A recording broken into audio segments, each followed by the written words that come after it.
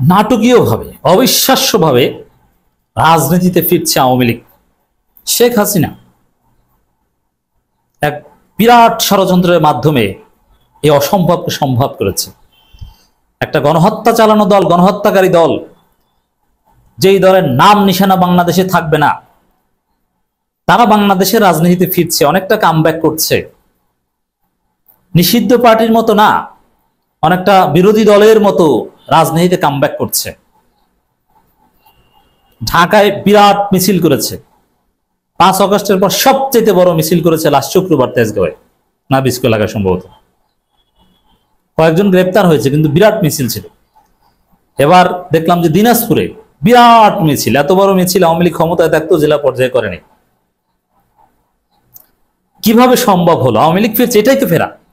আওয়ামী লীগ যদি শত শত লোক নিয়ে, হাজার লোক নিয়ে মিছিল করতে পারে, এটি তো রাজনীতি কামব্যাক। এবং শেখ হাসিনা নির্বাচন নিয়ে কথা বলছে যে এইভাবে নির্বাচন হতে হবে, এইভাবে না। আওয়ামী লীগের লোকজন নির্বাচনে প্রস্তুতি নিচ্ছে, জানেন, আমি জানি, এবং ঘটনার সামনে এসেছে অলরেডি।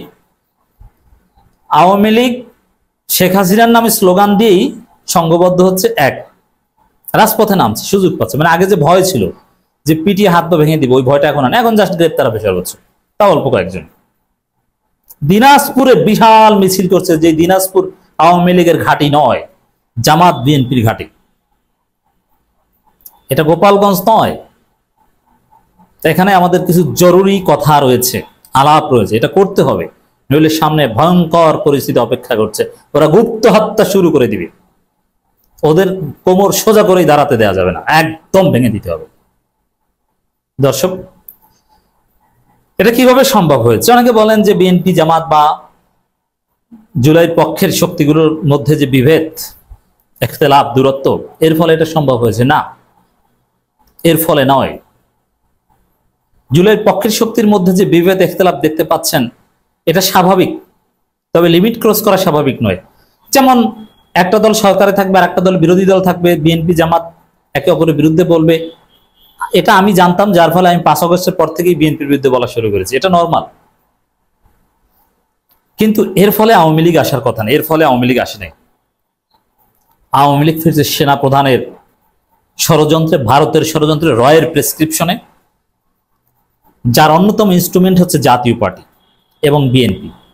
জাতীয় পার্টি, বিএনপি, সেনাপ্রধান মিলে এই ঘটনা ঘটিয়েছে। অতএব আজকে যে আপনারা দেখছেন যে আওয়ামী লীগ রাজনীতি অনেকটা দৃশ্যমান, সোশ্যাল মিডিয়াও তারা মোটামুটি কাঁপিয়ে বেড়াচ্ছে, রাইট? হ্যাঁ, একটা বিষয় আছে যে বিএনপির যে ভয়ানক চাঁদাবাজি, বিএনপির যে আকাম, এমনকি কাউন্টারে নারী শিশু কেউ নিরাপদ না, ধর্ষণ, নারী নির্যাতনের যে রাম রাজত্ব কায়েম করেছে বিএনপি বাংলাদেশে, যেটা আওয়ামী লীগের চাইতে ভয়ানক খারাপ। আওয়ামী লীগ যা করতে পারেনি সেটা করছে। আওয়ামী লীগ যত নিচে নামেনি তত নিচে নেমেছে বিএনপি। এই কারণে আসলে অনেক মানুষের মধ্যে পারসেপশন যে আওয়ামী লীগই ভালো ছিল, বিএনপির চাইতে আওয়ামী লীগ ভালো ছিল। এই বিএনপিকে সোজা করার জন্য আওয়ামী লীগ দরকার, অনেক সাধারণ মানুষ বলছে, আমি নিজে শুনেছি, এটা আমি প্র্যাকটিক্যাল সাক্ষী।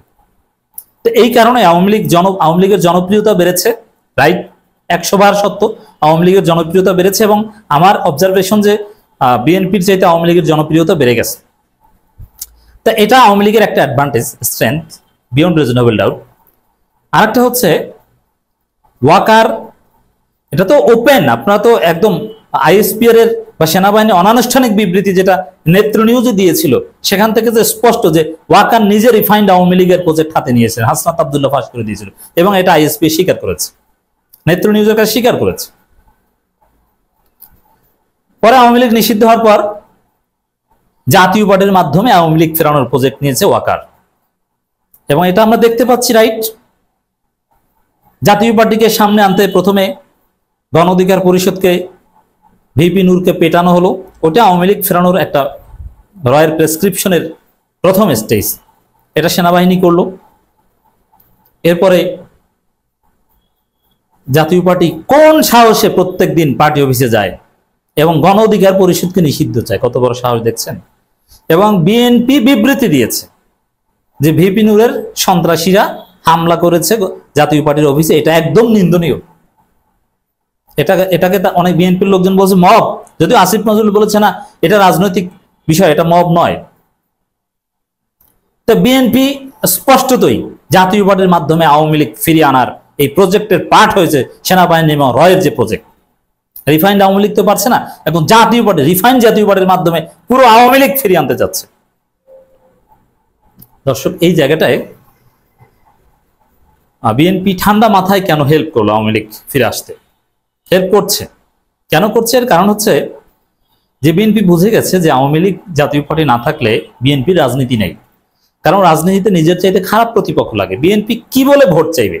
যেমন ডাকসুতে কি ভরাডুবি দেখেছেন না? ছাত্রদল আলোচনাই নাই, ট্রেন্ডেই নাই ছাত্রদল। কারণ কি বলবে? ছাত্রলীগ ঠেকাতে ছাত্রদল দরকার না। ছাত্রদল কোন দিক থেকে ভালো? তারা সেকেন্ড হওয়ার সম্ভাবনাও নাই। তো জাতীয় রাজনীতিও ডাকসুর মতো অবস্থা হবে। এজন্য ডাকসুতে ভরাডুবি দেখে, বিশ্ববিদ্যালয়গুলোতে বিএনপি ছাত্রদলের করুণ পরিণতি দেখে আওয়ামী লীগ জাতীয় পার্টিকে ডেকে আনছে। বিএনপি যে ডেকে আনছে তার প্রমাণ জাতীয় পার্টির পক্ষে আনুষ্ঠানিক বিবৃতি। অথচ বাংলাদেশে এর চাইতে বড় ঘটনা ঘটেছে, কিন্তু বিএনপি বিবৃতি দেয়নি। জাতীয় পার্টির পক্ষে বিবৃতি কিন্তু দিয়েছে। আর সেনাবাহিনী যেটা করেছে এটা তো স্বীকারই করেছে, এটা রিফাইন্ড আওয়ামী লীগের কথা স্বীকার করেছে, বা এটা স্পষ্ট জাতীয় পার্টিকে রাখতে হবে। সর্বশেষ যে ঘটনাটা ঘটলো, জাতীয় পার্টির কো চেয়ারম্যান বলছেন ক্লিন ইমেজ বা মামলা নাই এমন আওয়ামী লীগ নেতাদের মনোনয়ন দেবে জাতীয় পার্টি। এটা স্পষ্ট যে, এবং রুমিন ফারহানা কিংবা এরা তো বলছেন প্রকাশ্যে যে জাতীয় পার্টি হবে প্রধান বিরোধী দল। ডাক্তার জাহেদ বিএনপির, এরা স্পষ্ট বলছেন জাতীয় পার্টি হবে প্রধান বিরোধী দল, স্পষ্ট বলছেন। তো সেই জায়গায় আওয়ামী লীগের এই ক্রমবর্ধমান জনপ্রিয়তা এবং জাতীয় পার্টি উপর যদি এই ভোটগুলো দিতে পারে, একটু মেকানিজম, এমনিতে 240 আসনের মেকানিজম তো করেছে, তাহলে জাতীয় পার্টিকে ইজিলি বিরোধী দল বানানো সম্ভব। এই মহা ষড়যন্ত্রের অংশ হিসাবে জাতীয় পার্টি এবং আওয়ামী লীগকে রাজনীতিতে ফিরিয়ে আনছে বিএনপি, সেনাপ্রধান। আর সেনাপ্রধান তো আনবেই, আওয়ামী লীগের আত্মীয়, আপার জন্য কিছু করতে পারেনি, এখন এটা যদি করতে পারি, আপা বানিয়েছে তাকে সেনাপ্রধান। আর মূল কথা হচ্ছে ভারতের সাথে কানেকশন আছে। তো এই যে ঘটনা, ক্লিন ইমেজের মামলা নাই এমন আওয়ামী লীগ নেতাদের মনোনয়ন দেবে জাতীয় পার্টি, এই যে ঘোষণা, এটাই সুস্পষ্ট প্রমাণ, মুহকামাত প্রমাণ রাজনীতিতে আওয়ামী লীগ ফিরে এসেছে। এবং এখান থেকে অনুপ্রাণিত হয়ে বিশাল বিশাল মিছিল করছে সেনাপ্রধানের ব্যাকআপে। সেনাপ্রধান পেটাচ্ছে। এই যে জাতীয় পার্টি অফিসে সর্বশেষ যে হামলা হয়েছে, তাতেও কিন্তু গণ অধিকার পরিষদের ছেলেরা গুলিবিদ্ধ হয়ে হসপিটালাইজড হয়েছে, কিন্তু জাতীয় পার্টির কেউ আহত হয়েছে এটা কিন্তু আপনি দেখবেন না। পুলিশ জলকামান নিক্ষেপ করছে, বাঁচাতে উঠে পড়ে লেগেছে। অথচ আওয়ামী লীগের অফিসের মতো, আওয়ামী লীগের স্থাপনার মতো, ধানমন্ডি 32-এর মতো এইসব জাতীয় পার্টি অফিসে জয় বাংলা করে দেওয়া উচিত। এখন এই পরিস্থিতিতে আমাদের করণীয় কি? এই পরিস্থিতিতে আমাদের করণীয় একটাই, ক্লিয়ার কথা, বাংলাদেশের জাতীয় পার্টির রাজনীতির কবর রচনা করতে হবে, সরকারের মাধ্যমে নিষিদ্ধ করাতে হবে। তারপরে জনগণ, এনসিপি, ছাত্র জনতা, জামাত, বিএনপি, পিনাকি ভট্টাচার্যরা বুলডোজার নিয়ে আওয়ামী লীগ জাতীয় পার্টিকে দড়া দিয়ে শেষ করে দিবে। আবার ওরা এই যে আওয়ামী লীগ বরাবর মিছিল করছে, ওরা আরেকটা বুলডোজার খাওয়ার জন্য এগুলো করছে। সেনাপ্রধান পালানোর পথ পাবে না, কেউ পারবে না। এই জুলাইয়ের স্পিড কেউ বন্ধ করতে পারবে না। ওরা ধোলাই খাবে এলাকায় এলাকায়। Just wait and see. Yunus যদি এটা শায়েস্তা করতে না পারে, ইউনুসের দিন গণনা শুরু হয়ে যাবে।